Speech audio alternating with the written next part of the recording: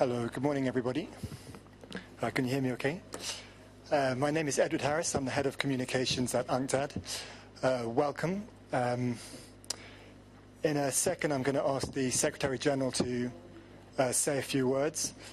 Then, if there are any questions after that, I'm going to ask you to put your hand up, identify yourself, giving your name and the media outlet that you're representing, and then we'll take it from there. Thank you very much. Sir, Dr. Kituyi. Thank you, Eddie. Members of the press, since this is our first press conference at the start of UNCTAD 14, I want to first express my appreciation to you all for the very positive coverage you have so far received in the period leading up to this conference. When I walk the streets of Nairobi, people seem to know a lot about UNCTAD 14 than I knew about the number of serious meetings that I have attended. And this to a large extent because of the very important coverage that you have given us. This morning, I participated in the opening of the Global Commodities Forum, which, although the conference dates have been declared to be from 17th to 22nd, that forum is an intrinsic part of UNCTAD 14. It's a segment that we brought out forward. So in a way, we say UNCTAD 14 conference has begun. In the coming days, I'll seek to avail my staff to be put at your disposal to answer any key questions you may want to be answered, and also to give you account of what has been happening on a day-to-day basis. We find it our responsibility as much as possible to be transparent with the media, and particularly to give take stock of progress being made in the key sectors. There are three lines of this. One is the main negotiating mechanism that will be going on a preparatory document which has been negotiated over the past 3 years in Geneva. Well, actually, most actively over the past 1 year. But more importantly, the key ministerial roundtables, the different high-level events of the World Investment Forum, the activity of the Civil Society Forum and the Youth Forum,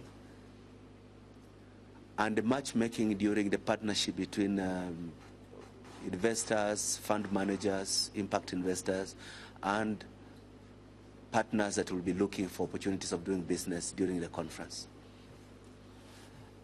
When necessary, I'll be able to come to a press conference with you myself, but also importantly, know that I'm available on issues that the media may want me to clarify personally, beyond the head of my communication team, my deputy who is arriving today, and other members of my communication and management team.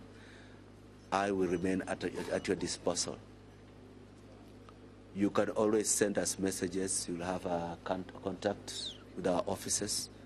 I have an office on the 13th floor, but also a meeting room, the VIP lounge across the corridor from here. A number of things are important. If I may just recap about the conference. One, as the theme of our conference shows, from decisions to actions, Nairobi is supposed to have a pride of place internationally for concrete decisions, concrete actions, actionable agenda that can come out and impact activity for the coming period. We have been mentioning before that the last impactful international meeting on commodities was held in Nairobi in 1976 at UNCTAD 4. Today, at UNCTAD 14, we have a substantial concern among commodity-dependent countries. One, that since Nairobi 76, there have not been many cases of countries graduating out of vulnerability and overdependence on commodities. And two, that over the past 2 years, with the collapse of commodity prices, a lot of normally fairly responsible treasuries are struggling because of a massive shortfall in anticipated resources. So innovative ways of financing the ambitious Agenda 2030 call for innovative, concrete steps that can be agreed in Nairobi going forward. Secondly, You are going to see over the next few days very, very substantial high-level events.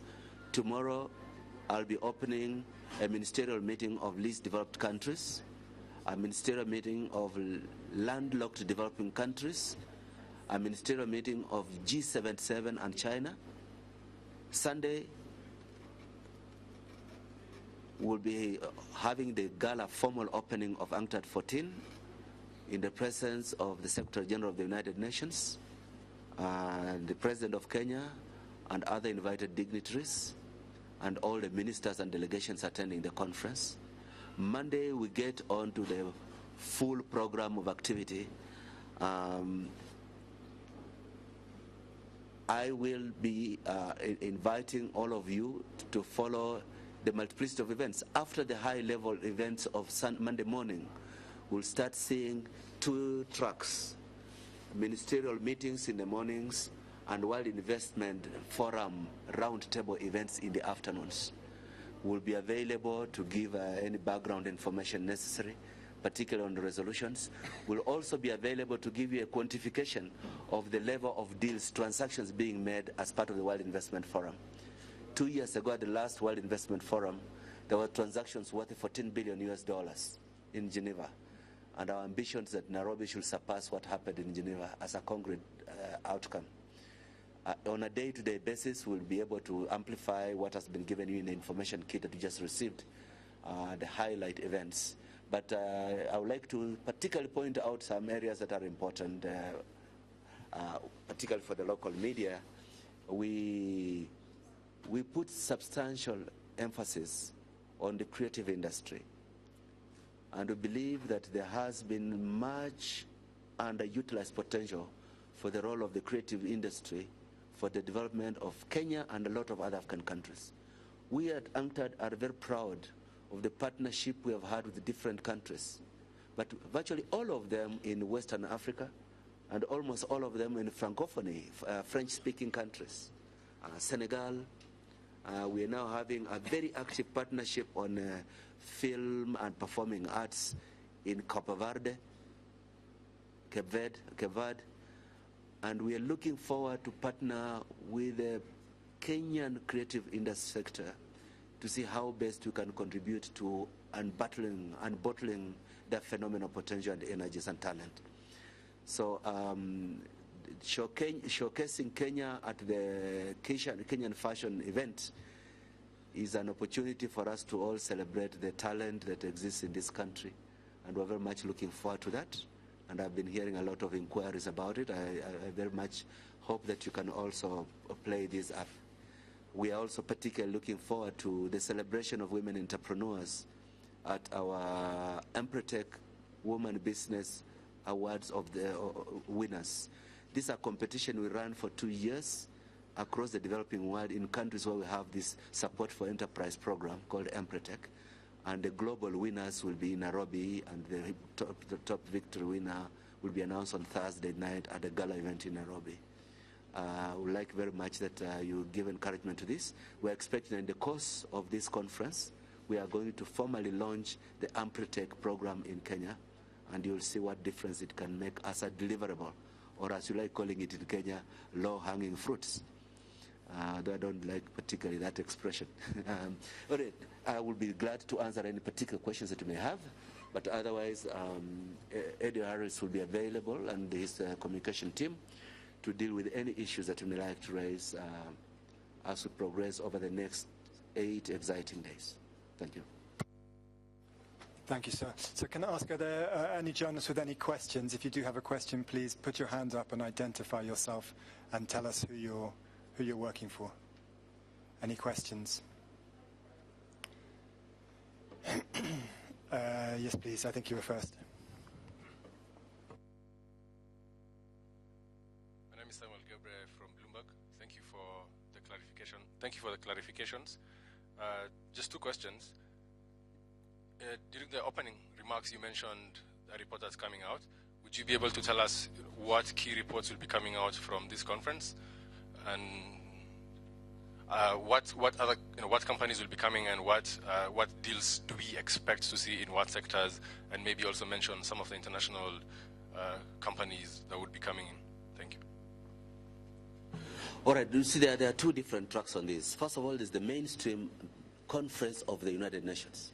You are now on United Nations premises, as you saw by the lowering of the Kenyan flag and the raising of the UN flag.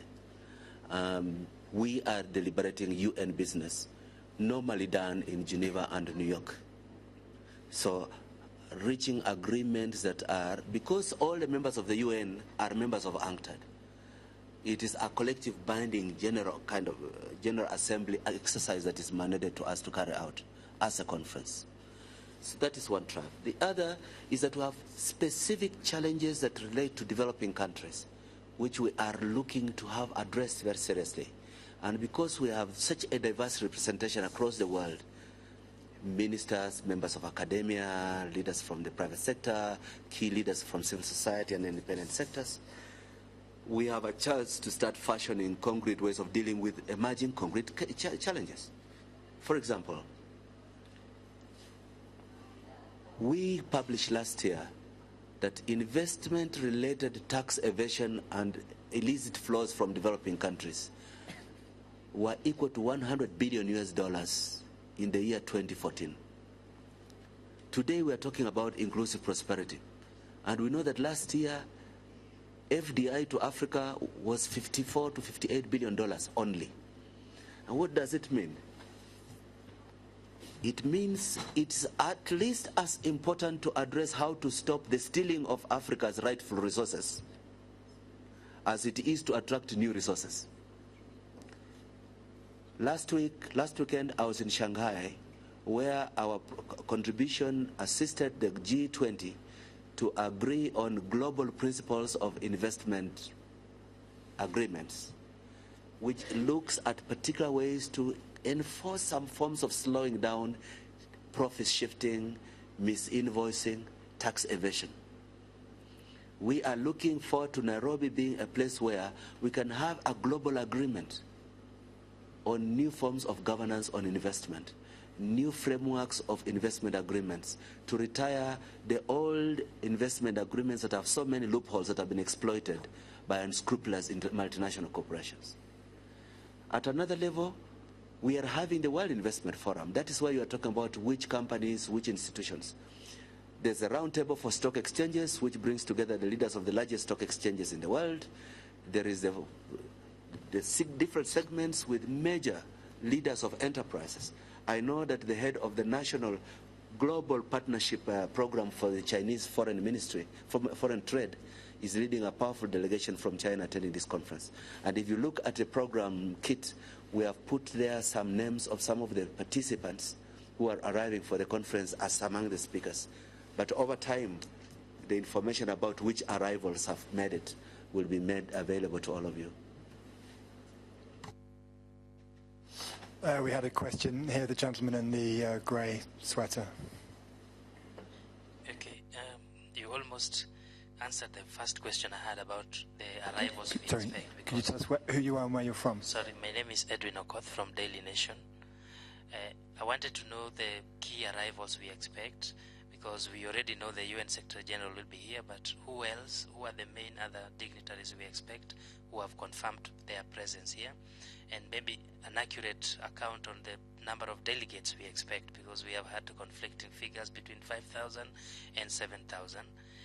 And finally, because this conference happens at the same time when there is a major AU event also, why was it a bad coincidence, and how does it affect the attendance of heads of states to this event? Okay, I'll start with the last question because there's some bearing to the first question. Every year, the African Union has two summits. One, the last week of January, and the second one, the first week of June. This year, the first week of June marked the start of Ramadan. And therefore, the summit that should have been held at the start of June could not be held in June. And then they decided in their wisdom that we complete the Ramadan, allow people 1 week after Eid al-Fitr, and then we have our conference. That's exactly the same logic which made us choose this weekend as the period to start our conference. For the same reasons that we're choosing this time slot. One, African Union was choosing the dates for their key summit to elect a new chair of the African Union Commission and the deputy and the commissioners. Similarly, the first United Nations Economic Commission, Economic Council, the ECOSOC, Economic and Social Council, meeting high-level event on SDGs, was timed not to coincide with Ramadan and to give 1 week after Eid al-Fitr. And what does it mean? It coincided with our conference. A lot of ministers coming from Europe and North America, like I know that International Trade Minister of Canada and the International Cooperation Minister of Netherlands are having to fly to New York, make a statement at the ECOSOC event, and then fly to Nairobi. President Uhuru Kenyatta will be addressing the African Union Summit in Kigali on Saturday with Ban Ki-moon, but leave the summit going on to fly to Nairobi for the opening of the UNCTAD 14th conference, because they are happening at the same time. We did not invite too many heads of state, and very purposefully so, because the key high-level event for heads of state is only the Monday morning program. After that, we have ministerial roundtables. And our past experience has been that if you have 20 presidents in town, at least 20 ministers will be attending to the presidents if the president are not in your meetings. So they will eat into the attendance of the high-level roundtables. So the few that we invited, we are still waiting to see, some of whom have not yet declined after accepting that they will be coming. We'll see if they are able to play balancing, particularly between the events in Kigali and Nairobi. But otherwise, other participants will be announced to you as they arrive. The gentleman. Oh, yeah, but there's a statistic here.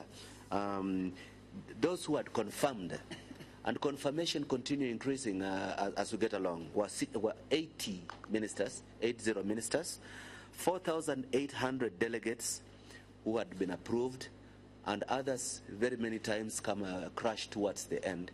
And so these are the numbers building up, and we should be able to update as we get into the key phase between now and Sunday. Thank you, sir. Gentleman in the blue shirt, can you say who you are and where you're from, please? My name is Laban from NTV. Dr. It's good to meet you after the World Economic Forum, which we highlighted the UNCTAD, and it's where the rubber meets the road now. I just want to look at it for the next 8 days. I think all the attention now is on, of course, UNCTAD 14. As I'll just speak to you as a Secretary General, how would you rate the success of this event? And especially so because they rightfully commented before that, you'd like to have it a notch higher from the World Trade Ministerial meeting that happened here in Nairobi. So as Secretary General, what will be the success of UNCTAD 14 at the end of it all? All right, thank you very much, and thank you very much for the interview we did in Kigali, which you ran on television in Kenya. The first component of success for us is a robust mandate given to our organization as a major player, assisting developing countries implement, but also building on its competence to monitor implementation of Agenda 2030. The second outcome for us is concrete ideas on actual things that will be done to deal with the dual challenge. A major promise of inclusive prosperity, which was agreed on the 25th of September last year, and the reality that substantial development cooperation resources from the development partners are now being rerouted to mitigate immigration and refugee challenges. Similarly, to start talking to the reality that globalization, which we have been celebrating as a beacon of hope, is having a soft underbelly. Wealth concentration, shrinking middle class, and the attendant anger that is particularly growing in the developed countries with its resultant xenophobia and militant nationalism.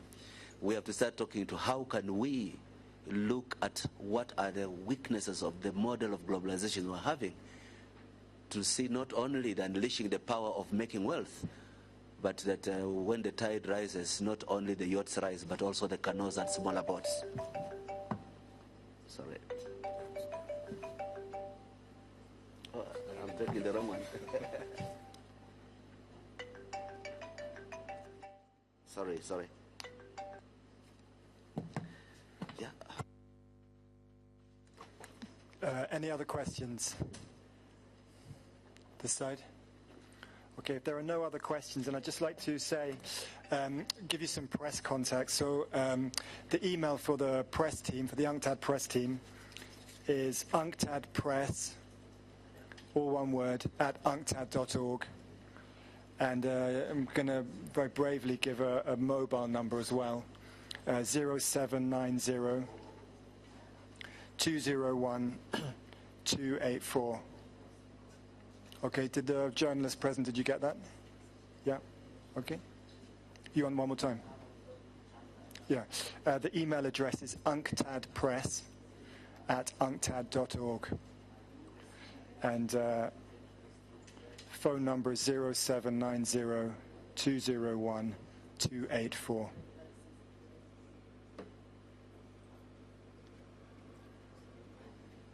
Oh, 79, yeah. Yes. You want the number? 0790 201 284. Okay?